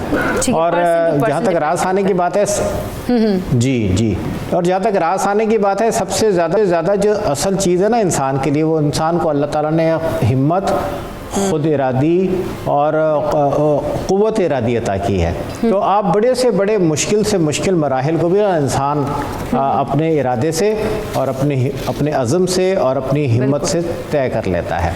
अच्छा, तो ठीक हो हमें गया। चाहिए कि हम अपने लिए खुश नसीबी मांगें अल्लाह ताला से, अपने लिए कामयाबी की दुआ करें और हम कुदरत की जो निशानियां हैं उनको अपनी भलाई के लिए इस्तेमाल करना बिल्कुल सीखें। ऐसे ही है। जब आप कुदरत की निशानियों को अपने लिए इस्तेमाल करना सीख लेंगे तो कुदरत का ये उसूल है कि जो शख्स भी मेहनत करता है कुदरती ताकतें उसकी मदद करती हैं। बिल्कुल, और उसका अजर भी मिलता है और कामयाबी भी मिलती है। लेकिन वकार साहब, यहाँ पर कुछ रंग होते हैं जो कहा जाता है गैर मौक़िफ़ है। ऐसे कौन कौन से रंग होते हैं जो शख्सियत पर सूट नहीं करते या गैर मौक़िफ़ होते हैं? जी, ये देखें, ये भी पर्सन टू पर्सन वेरी करता है। किसी शख्स पर कोई कलर्स मुआफ़िक आ सकता है, किसी को कोई कलर मुआफ़िक आ सकता है, लेकिन आम तौर पे ये कलर की जो मुआफ़क़त है ना, इसका ताल्लुक़ स्टोन के साथ होता है। अगर आप जो लोग स्टोन लेते हैं और उसके शौकीन होते हैं, उसमें आम तौर पे ये चीज़ें होती हैं और वाकई इस तरह का देखा गया। जैसे मिसाल तौर पर नीलम है, ये नीलम काफ़ी लोगों को सूट नहीं करता। काफ़ी इसको नीलम के बारे में ये कहा जाता है कि इसे बहुत एहतियात से पहनना चाहिए और ये किसी से मशवरा करके पहनना चाहिए। फ़िरोज़ा है, फ़िरोज़ा के बारे में जनरली कहा जाता है कि ये शिफायाबी के अमल में मदद देने वाला एक पत्थर है, स्टोन है, और शिफा पहनने वाले को फ़िरोज़ा पहनने वाले को आमतौर पे शिफा मिलती है। तो इस तरह से, लेकिन फिर मैं कहूँगा कि देखिए ये पर्सन टू पर्सन है। ठीक है, पर्सन टू पर्सन ही है। एक कॉलर हमारे साथ मौजूद है, फ़हीम कराची से। अस्सलाम वालेकुम फ़हीम। वालेकुम सलाम जी, टॉपिक आपका बहुत अच्छा है। मैं पूछना ये चाहता हूँ कार अजीमी साहब से कि मुझे गुस्सा बहुत ज्यादा आता है, तो ऐसे में मुझे कौन से कलर हैं जो अवॉइड करने चाहिए? अब मुझे ब्लैक कलर जो है वो मतलब अच्छा लगता है, तो मैं कोशिश कर रहा हूँ कि ज्यादा मैक्सिमम ब्लैक पहनूं, लेकिन मुझे फील होता है कि ब्लैक में शायद मुझे गुस्सा ज्यादा आता है। तो क्या ये इसमें कुछ है, हकीकत है या सिर्फ मेरा वहम है? चलें जी, हकीकत है या वहम है अभी जान लेते हैं। वकार साहब बताइएगा, ये हकीकत है या वहम है? देखें, बहरहाल कलर के असरात तो होते हैं, कलर के मूड पे असरात होते हैं। ये तो बिल्कुल एक इस्टेब्लिश फैक्ट है कि कलर के असरात होते हैं। अब जिन लोगों को गुस्सा ज़्यादा आता है उनको थोड़ा सा ये इस बात का ख्याल करना चाहिए कि उन्हें ब्लू शेड ज़्यादा इस्तेमाल करना चाहिए। ठीक, आप आसमानी रंग की शर्ट पहने या लाइट ब्लू कोई और चीज़ आप पहनने में इस्तेमाल करें, शलवार कमीज़ पहने। और आपके लिए दो कलर ज़्यादा मुवाफिक हैं, एक है ब्लू और एक है ग्रीन, और आपको रेड कलर से और ऑरेंज कलर से अवॉइड करना चाहिए। जिन लोगों को गुस्सा ज़्यादा आता है उनको एक काम और करना चाहिए, अल्लाह ताला का इस्म या वदूदो वह पढ़ें सुबह शाम 21 मरतबा, और या वदूदो पढ़ के 3 मरतबा दुरूद शरीफ के साथ पानी पे दम करके पी लिया करें। ये जब भी गुस्सा आए, आप देखें कि इस वक्त मैं गुस्से में दबाव में आ रहा हूँ, तो उस वक्त आप दुरूद शरीफ पढ़ना शुरू कर दें। बिल्कुल, आप दुरूद शरीफ तो पढ़ें और बेहतरीन हल है। पढ़ें। बिल्कुल। वैसे वकार साहब, जो कलर्स हैं, कलर थेरेपी की अगर बात की जाए, ये होती क्या और मतलब कैसे आप कलर थेरेपी के थ्रू जो है इलाज करते हैं, कोई ट्रीटमेंट करते हैं? कलर थेरेपी, जैसे मैंने शुरू में आपसे अर्ज़ किया था, कलर थेरेपी का ताल्लुक सूरज की रोशनी के साथ है, और हमारी ज़मीन पे हर चीज़ सूरज की रोशनी से मुतासिर होती है। हमारी फोटोसिंथेसिस जो है प्लांट्स की, वो सूरज की रोशनी की वजह से होती है, और सूरज की रोशनी सेहत के लिए, बढ़ोतरी के लिए, इसके लिए इंतहाई दर्जे नागुज़ीर है। आजकल आप देखें कि शहरों में रहने वाले 90% लोगों को विटामिन डी की कमी है। जिसको भी टेस्ट कराओ विटामिन डी की कमी, किसी में तो बल्कि 6 और 7 और 8 भी आना शुरू हो जाता है। तो इसकी सबसे बड़ी वजह यह है कि हमारा सनलाइट से एक्सपोजर नहीं है। हम बंद कमरों में रहते हैं, सुबह निकले दफ्तर से जाने के लिए, घर से निकले कार में बैठे दफ्तर चले गए, बंद में रहते हैं। आप सनलाइट एक्सपोजर कीजिए, आपको विटामिन डी की और दूसरी कई मसाइल आपके साथ, विटामिन डी की कमी और दूसरे कई मसाइल आपके साथ नहीं होंगे। तो ये जो विटामिन डी सूरज की रोशनी से ले रहे हैं, क्या है? ये कलर ही तो है भाई। देखे ना, ये कलर का तो इफेक्ट है ना आपकी हमारी हेल्थ के ऊपर।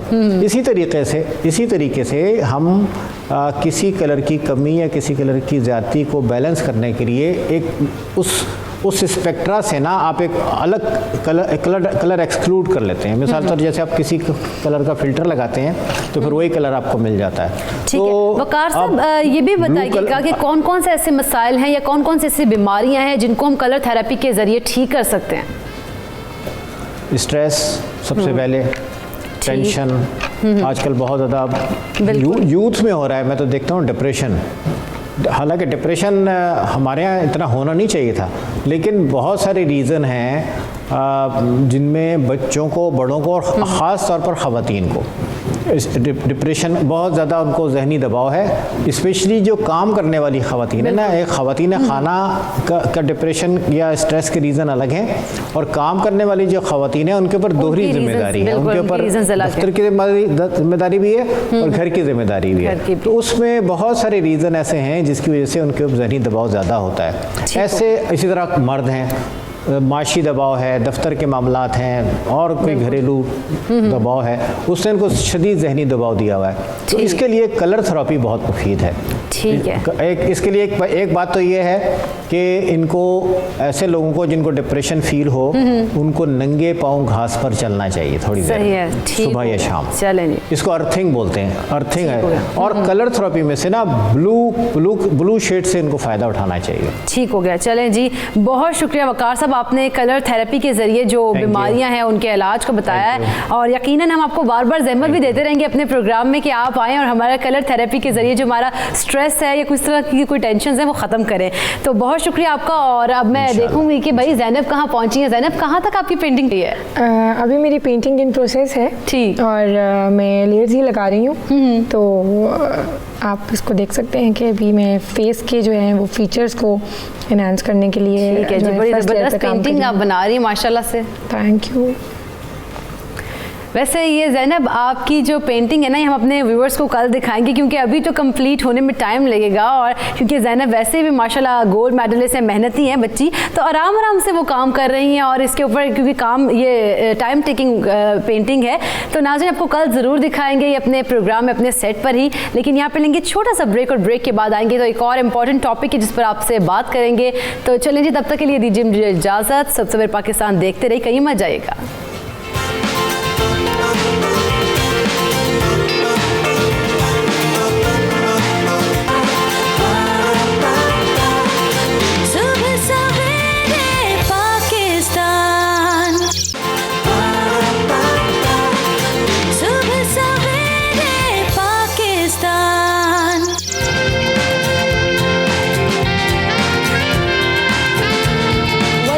ब्रांड कॉन्शियस क्यों हुए लोग, उनका ये तर्ज अमल किन किन मुश्किलात का बायस बन सकता है, और जानेंगे कि क्या वाकई इंसान की शख्सियत इन ब्रांड से ताल्लुक़ रखती है जो कि उसके इस्तेमाल में होते हैं। और सबसे बढ़कर ये कि लोग छोटी दुकान या लंडे से कोई चीज़ ख़रीदने को बुरा क्यों समझते हैं, इस पर आज तफसील से बात करेंगे। हमारे साथ हमारे गेस्ट मौजूद हैं, उनसे पहले आपका इंट्रोडक्शन करवाती चलूँ तो लाहौर स्टूडियो में हमें ज्वाइन किया है हुबैब कियानी, माहिर नफ्सियात हैं। बहुत शुक्रिया हुबैब साहब आपका भी। और उसके अलावा एंकर पर्सन है फ़िज़ा शुएब, उन्होंने भी हमें ज्वाइन किया लाहौर स्टूडियो में। फ़िज़ा, बहुत शुक्रिया आपका भी। Thank you so much for inviting. और कराची से हमें ज्वाइन किया है उज़्मा अख्तर खान जी, मॉडल हैं, अदाकारा भी हैं। बहुत शुक्रिया उज़्मा आपका भी। फ़िज़ा, गुफ्तगू का आगाज़ पहले आपसे कर लेते हैं, लोग ब्रांड कॉन्शियस होते क्यों हैं? ब्रांड कॉन्शियस अलग अलग तरह के लोग होते हैं। जैसे मैं तो बिल्कुल ब्रांड कॉन्शियस नहीं हूँ। मुझे तो जो अपने ऊपर अच्छा लगता है, चाहे वो I have gone to London as well, and there are so many designers also जो कि आप मैं बिल्कुल जाते हैं, लेकिन फिर ये है कि मानते नहीं हैं। कुछ लोग होते हैं जाते हैं लेकिन मानते नहीं हैं कि भाई हम, और फिर कहते हैं जी हमारे यहाँ से, जी हमारे अंकल ने भेजा है, फलां मुल्क से फलां मामू ने भेजा है। ये चीज़ें बड़ी मैटर करती हैं। अच्छा, मुझे जो है वो बड़ा एक एफिशिएंट एक चीज़ लगती है कि मैं तो लंडे में जाके बहुत एक्साइटेड हो जाती थी। हमारे यहाँ कराची में संडे बाजार होता था और बड़ा फेमस होता था, और everybody used to go it. I don't know वो बंद क्यों हो गया, मगर वहाँ पे एंटीक चीज़ें इतनी अच्छी अच्छी मिलती थी, और you know you just have to look around for things. हाँ, ब्रांड्स जाहिर है अगर आप कोई ब्रांड खरीदेंगे तो उसकी लाइफ लॉन्ग होगी, वो पायदार ज़्यादा होगी, उसकी क्वालिटी ज़्यादा अच्छी होगी, मगर सिर्फ ब्रांड कॉन्शियस होना ये मुझे बेवकूफ़ी लगती है। बिल्कुल, you know finding mixing and matching clothes is I think more efficient of a person. For example आज मैं आ रही थी, मैं एक्चुअली वेकेशंस पर आई हूँ लाहौर। मुझे सोहेल भाई ने जब यहाँ पर बुलाया, हमने आपको यहाँ पर भी बुला लिया कि आप अपनी वेकेशंस हमारे साथ एंजॉय करें। एग्जैक्टली। तो मेरे पास कोई कपड़े इस तरह के थे नहीं कि मैं किसी टीवी शो में जाऊँ या क्या। I just had to mix and match. ये जैकेट थी ब्लैक कलर की, ब्लैक जीन्स मैच कर ली, ये जूते और ये मैच हो गया, तो बस इस तरह से बिल्कुल ब्रांड कॉन्शियस नहीं है आप। मुझे लगता है ब्रांड कॉन्शियस होना एक प्रेशर भी है, खुद पे भी प्रेशर है, और ऊपर से लोग भी बड़ा प्रेशराइज होते हैं कि यार इसने ये पहनना मेरे पास नहीं है। ये चीज़ें भी बड़ी मैटर करती हैं आजकल लोगों में ना, कुछ होता है ऐसे। हुबैब साहब वैसे साइकी क्या है, क्योंकि लोग वैसे घर की ज़रूरत पूरी ना हो रही हो लेकिन ब्रांड के पीछे फिर भी भागना है, ऐसी क्या वजह है, क्यों ऐसे लोग करते हैं? देखिए इसमें तो बहुत सारे जो हैं अवामिल मिलके जो है वो हमें ब्रांड कॉन्शियस, हम सारे के सारे किसी न किसी हद तक हैं, और मेरा ख्याल है कि ब्रांड कॉन्शियसनेस को हम टोटली जो है वो एक नेगेटिव चीज़ नहीं कह सकते, अवॉइड भी नहीं कर सकते। कुछ ब्रांड्स ऐसे हैं जो हमें क्वालिटी प्रोवाइड करते हैं, कुछ ब्रांड्स ऐसे हैं जिनकी प्रोडक्ट्स ऐसी हैं जो हमें कंफर्ट प्रोवाइड करती हैं, कुछ ब्रांड्स ऐसे हैं जो हमें लंबे अरसे तक चलने के लिए हम इस्तेमाल करते हैं। तो अगर आप इस नीयत से किसी ब्रांड के पास जा रहे हैं और आपके पास वसाइल भी हैं वो ब्रांड खरीदने के, तो आपका ब्रांड के पास जाना और वो चीज़ खरीदना out for the need of quality या कंफर्ट जो है ये कोई बुरी बात नहीं है। हाँ, जब आपके पास वसाइल नहीं है और आप सोशल प्रेशर जो कि मुआशरा सोशल मीडिया के थ्रू, प्रिंट मीडिया के थ्रू, इलेक्ट्रॉनिक मीडिया के थ्रू आपके ऊपर फेंक रहा है किसी तरीके से, आप उस प्रेशर के जरिए असर जाकर अपने खाने को कॉम्प्रोमाइज़ करके आप जाके ब्रांड्स को ख़रीदने की कोशिश कर रहे हैं, तो वहाँ पे क्या हो रहा है, वहाँ पे जो है आप बेसिकली एक जो सोसाइटी की तरफ से एक ट्रैप है कि आपकी जो सेल्फ इस्टीम है, सेल्फ इस्टीम होती है कि कोई भी इंसान अपनी कितनी इज्जत करता है, अपनी नज़र में कितना काबिल इज्जत है, वो उस ट्रैप के अंदर फंस रहे हैं हम। उसमें हो ये रहा है कि आपको ये लग रहा है कि मैं फ़लाँ ब्रांड पहनूंगा या फ़लाँ ब्रांड से खाना खाऊंगा तो ही जो है मैं काबिल इज़्ज़त हूँ, अब ये कोई नाम होगा। और ये बड़ा ख़तरनाक ट्रेंड है। जब आप इस ट्रैप के अंदर चले जाते हैं तो आप अपने वसाइल को जो है बड़े बुरे तरीके से जो है वो तबाह करना शुरू कर देते हैं। आप कर्ज लेके जो है आप लोगों के सामने अपने सेल्फ एस्टीम खड़े करने के लिए दिखाना शुरू कर देते हैं। ब्रांड पहनते हैं। तो चलिए उस्मा से भी पूछ लेते हैं। उस्मा, वैसे ब्रांड कॉन्शियस होना बिल्कुल भी बुरी बात नहीं है, एक पॉजिटिव चीज़ है। अगर आपके पास पैसे हैं, अफोर्ड कर सकते हैं तो आप यकीनन पहने, लेकिन हर वक्त जिसके पास पैसे नहीं भी हैं वो इस चीज़ के ऊपर हावी अपने ऊपर कर ले कि जी मैंने ब्रांड ही पहना है, और उसकी क्या शख्सियत उसी पर होती है कि भाई उसकी शख्सियत इसी तरह से निखार आएगा कि वो ब्रांड पहनेगा। नहीं, शख्सियत का निखार जो है उसका ताल्लुक ब्रांड से तो बिल्कुल भी नहीं है। बिल्कुल आपकी शख्सियत जो है वो सिर्फ ब्रांड पहनने से नहीं बनती, और ज़रूरी नहीं है कि अगर आपने ब्रांड पहन ली है तो आप बहुत अट्रैक्टिव लगेंगे। उसके लिए बहुत सारे अदर फैक्टर्स होते हैं। लेकिन अगर जब हम ब्रांड पे ही बात कर रहे हैं तो ब्रांड कॉन्शियस होना इतनी गलत बात भी नहीं है, लेकिन उसमें जो अफोर्डेबिलिटी की बात थी वो सबसे इम्पॉर्टेंट है कि अगर आप अफोर्ड ही नहीं कर सकते तो फिर क्या ज़रूरत है ब्रांड्स के पीछे जाने की। और अगर बहुत ही शौक है तो आप ज़रूरी नहीं है कि आप 10 जोड़े या 10 बैग्स जो हैं वो ब्रांडेड लें, आप एक लेके भी अपना शौक पूरा कर सकते हैं। उसके लिए आप थोड़ी सी सेविंग कर लें। अगर आपका बहुत ही दिल चाह रहा है कोई एक खास ब्रांड लेने का और आपके पास पैसे नहीं हो रहे तो उन पैसों को आप जमा कर लें और फिर उस ब्रांड को आप खरीद लें। लेकिन ब्रांड के पीछे अक्सर लोग इसलिए भी जाते हैं क्योंकि कुछ को लगता है कि ये खास ब्रांड है जिसके डिज़ाइंस बहुत अच्छे हैं, लोगों को डिज़ाइंस पसंद होते हैं, या फिर उन्हें ये अच्छा लगता है कि इसमें हम कंफर्टेबल बहुत हैं इसको पहनने से, तो इसलिए भी लोग ब्रांड्स के पीछे जाते हैं। लेकिन ज़रूरी नहीं है कि आपने हर दफ़ा वही ब्रांड लेना है अगर आप अफोर्ड नहीं भी कर पा रहे। अफोर्डेबिलिटी इसमें सबसे ज़्यादा ज़रूरी होती है। अगर आप कोई चीज़ अफोर्ड कर सकते हैं तो आप ज़रूर उसको खरीदिए, लेकिन अगर आप नहीं कर सकते और सिर्फ आप सोसाइटी के प्रेशर में आके या सिर्फ इस वजह से कि आपके जो फ्रेंड्स हैं वो पहन रहे हैं, आपके नेबर्स जो हैं वो कोई खास ब्रांड्स ले रहे हैं तो आप भी उस वजह से उन ब्रांड्स को ले रहे हैं, तो फिर ये चीज़ गलत है। अच्छा, एक तरफ तो वो लोग हैं, हाँ बिल्कुल, लोगों के देखे मत जाइए, अपने आप को पहले देखें। बिल्कुल। दूसरी तरफ वो लोग हैं जो कि अफोर्ड कर सकते हैं और जो कि ऊपर से नीचे तक ब्रांड ही ब्रांड होता है। बिल्कुल, सीरियसली वो भी मुझे एक जो है बेवकूफ़ी लगती है। आई डोंट अंडरस्टैंड, सर से लेके पाँव तक। I mean if you have a Ferrari cap for example, तो उसके साथ आपने फरारी टी शर्ट भी पहननी है, उसके साथ आपने जूते भी फरारी पहनने हैं, मतलब ये मुझे बहुत बड़ी बेवकूफ़ी लगती है। बिल्कुल। सो ब्रांड पहनने की भी तमीज़ भी होनी चाहिए। एक और चीज़ ये है कि अगर आप you should know how to wear it, you should know how to mix and match it, पता होना चाहिए भी आपने इसको पहनना है। यस एग्जैक्टली, बिल्कुल। फिजा, उज़मा कुछ कह रही थी। उज़मा, आप कुछ कहना चाह रही थी? लोग अक्सर ये भी कहते हैं कि ब्रांड्स, मैं ये कह रही थी कि लोग इतने इसमें ब्रांड कॉन्शियस इतने हो जाते हैं कि अगर वो ओरिजिनल चीज़ अफोर्ड नहीं कर पाते तो वो फेक ब्रांड्स की तरफ चले जाते हैं, जो कॉपीज होती हैं वो लेना शुरू कर देते हैं। रेप्लिकाज हैं वो हमारी मार्केट में बहुत हैं। तो मेरा पर्सनली ये ख्याल है कि अगर आप ओरिजिनल अफोर्ड नहीं कर सकते don't go for the fake things. और फेक जो है वो पता चली जाती है, इसकी ज़रूरी नहीं कि अगर कोई ब्रांडेड चीज़ है तो ही अच्छी है, जो चीज़ ब्रांडेड नहीं भी होती है उसकी भी क्वालिटी बहुत अच्छी होती है। वो बहुत अच्छे बैग्स होते हैं जो ब्रांडेड नहीं होते, वो भी हम यूज़ करते हैं। बहुत से ऐसे कपड़े होते हैं, शर्ट्स होती हैं जो कि ब्रांडेड नहीं हो, ज़रूरी नहीं है कि वो किसी खास ब्रांड की हो, लेकिन वो बहुत अच्छे मटेरियल की होती हैं, तो आप वो यूज़ कर लें।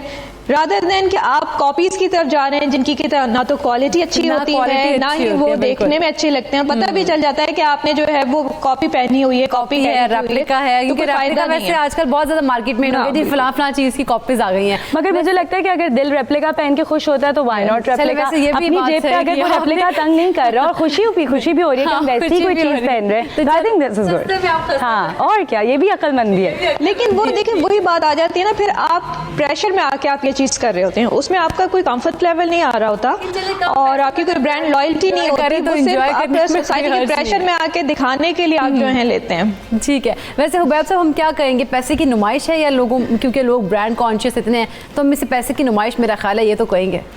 पैसे की नुमाइश तो बिल्कुल है। पहले अगर किसी के पास वसाइल हुआ करते थे तो उन वसाइल को लोग छुपाया करते थे, बहुत ज़्यादा फ्लॉन्ट नहीं किया करते थे। अब दोबारा वो वक्त आ गया कि छुपाना पड़ रहा है। अब दोबारा वो एक अलग जो है बात है, लेकिन अभी भी लोग जो है, अब लोगों के पास कोई भी चीज़ आती है तो उसको फ्लॉन्ट करने की तरफ जाते हैं, और मैं समझता हूँ कि थोड़ी बहुत इंसानी कमजोरियों को बहुत ज़्यादा ना वो छुपा रहे हैं।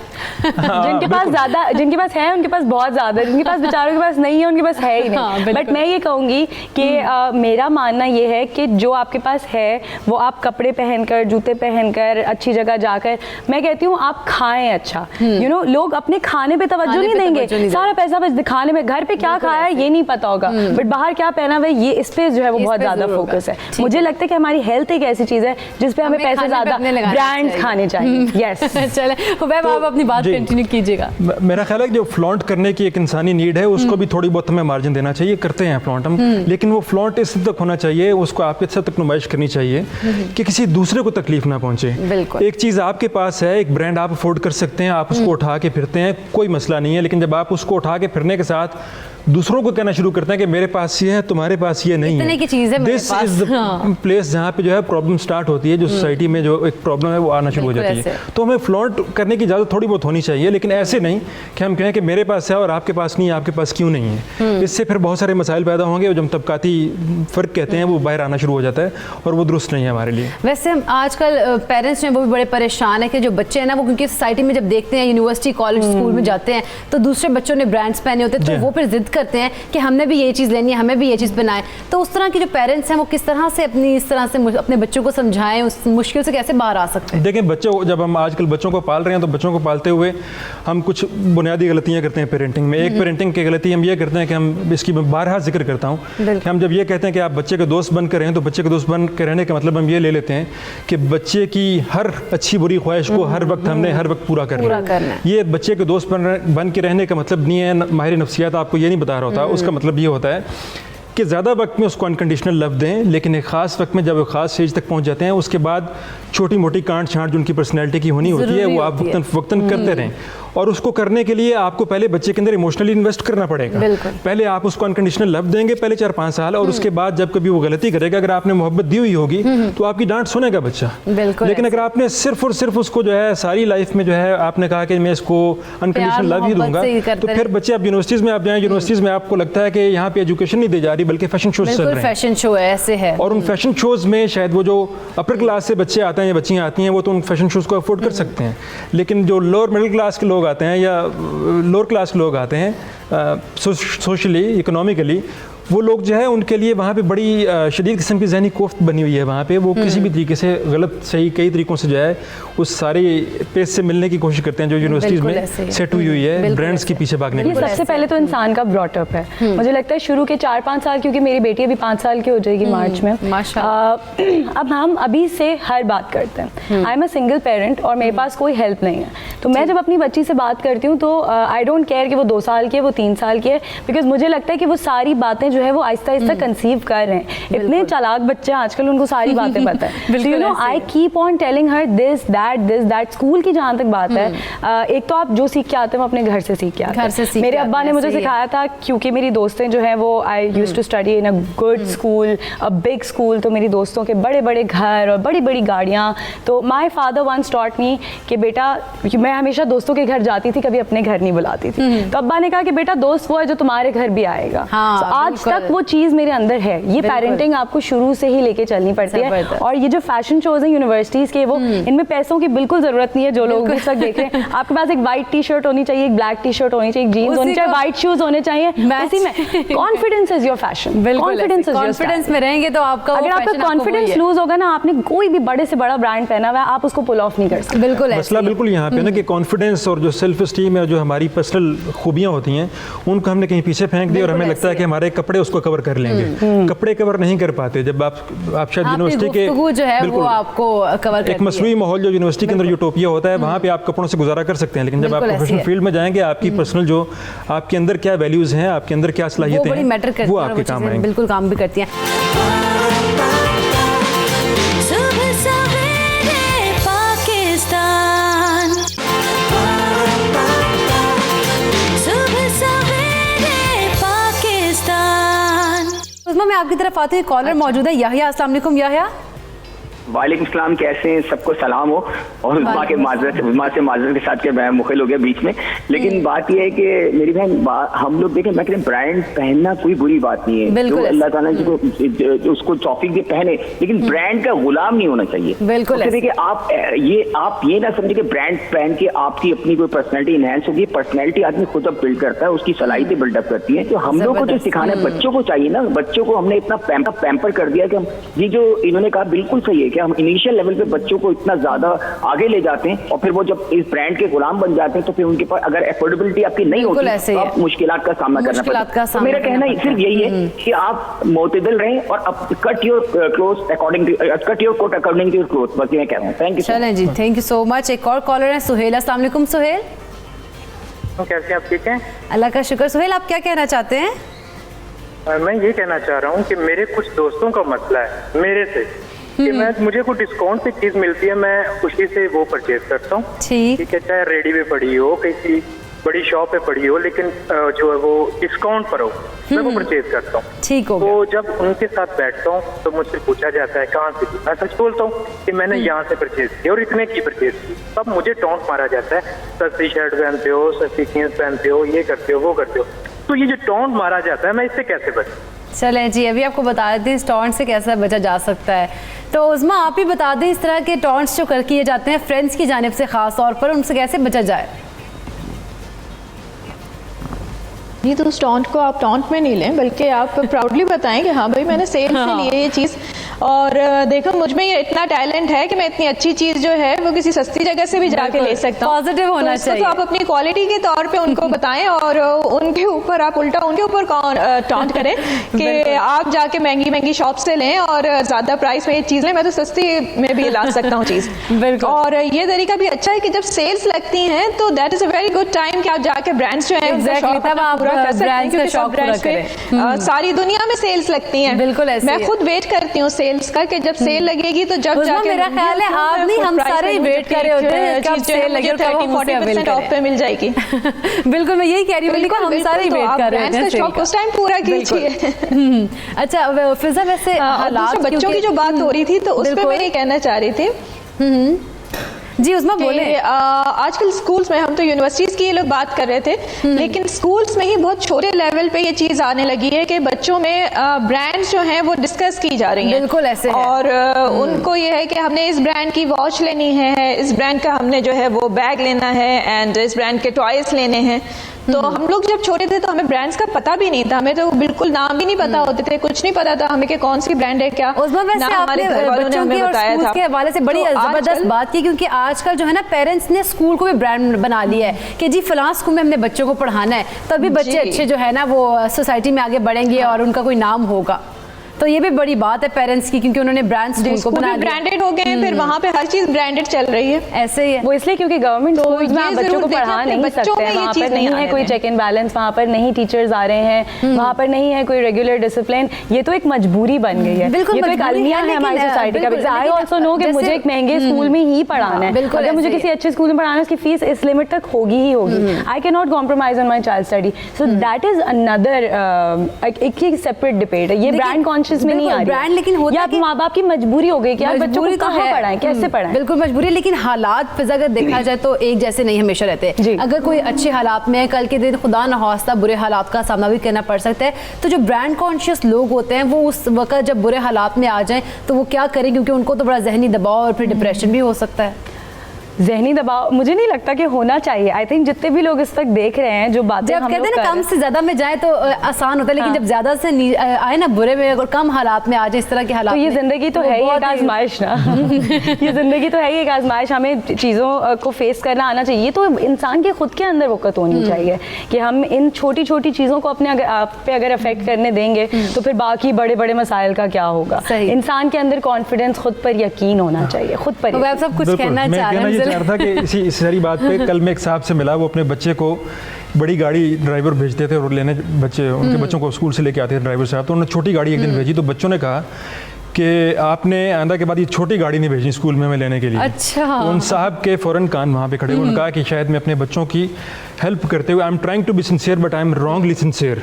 तो फिर उन्होंने क्या किया, उन्होंने अपने बच्चों से कहा कि अगले 1 महीने के लिए आप लोग, मैं आपके साथ जाया करूंगा, मैं आपको पब्लिक बस में बैठाया करूंगा, पब्लिक बस में आप अपने स्कूल के पास स्टॉप पे उतरा करेंगे और वहाँ से आप उधर जाया करेंगे। सही। और उन्होंने बैठा के उनको समझाया कि इसके पीछे विजडम क्या है। बच्चों ने थोड़ा बहुत हल्की फुल्की जो है हिचकिचाहट के बाद इस सारे मॉडल को तस्लीम किया, और बच्चे अब जो है वो पब्लिक बस के ऊपर स्कूल जाते हैं। वो इसलिए जा रहे हैं कि कल को अगर लाइफ जो है अपना कोई और रुख दिखाती है उनको, तो वो उसके लिए तैयार हों, उसके लिए बिल्कुल अभी से तैयार कर दिया। ये जरूरी है। ऐसा नहीं होगा कि आपने तैयार किया ही नहीं और लाइफ अचानक से एक नया फेस दिखाएगी और उसके बाद आप बच्चे से एक्सपेक्ट करेंगे कि वो वहाँ पे बड़ा वाइज प्ले करे। बच्चा वहाँ पे वाइज प्ले नहीं करेगा, वो वहाँ पे डिप्रेशन का शिकार होगा, वहाँ पे एंग्जाइटी का शिकार, जो भी मसाइल इस तरह के नफ्सियाती होंगे वहाँ पे उनका शिकार होगा। तो साथ साथ आपको तैयार करना पड़ेगा उनको, लाइफ के हर तरह के फेजेस को, हर तरह की चीज़ों को उनको चकाना पड़ेगा साथ साथ। ऐसे नहीं है कि आप, और खुद भी अगर माँ बाप इन चीज़ों पर डिप्रेशन का शिकार हो जाएंगे और परेशान नजर आएंगे तो उनके बच्चे उनसे वो ही सीखेंगे। फिर वो अपनी लाइफ में जब इन छोटी छोटी चीज़ों से डील करेंगे तो वो भी उसी तरह घबराएंगे। You know, you have to stand strong, you have to show your kids what they have to do.